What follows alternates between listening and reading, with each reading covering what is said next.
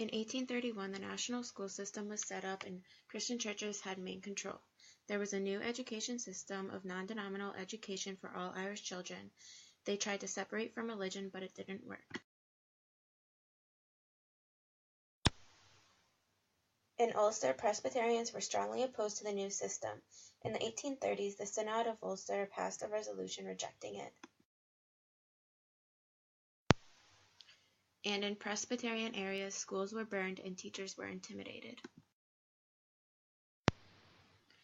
This forced the National Board to allow schools the power to exclude the clergy from other denominations, because if the board refused, the teachers would have stopped their schools from becoming national schools and the whole system would have collapsed.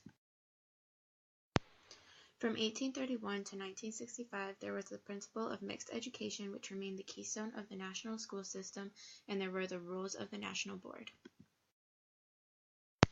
The board was in charge of the combined moral and literary instruction, while the patron of each school would determine the form and content of religious instruction.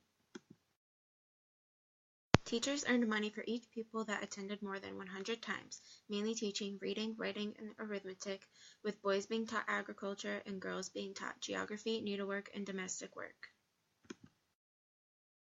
From the 1900s to 1920s, there was the abandonment of the payment by result scheme for teachers.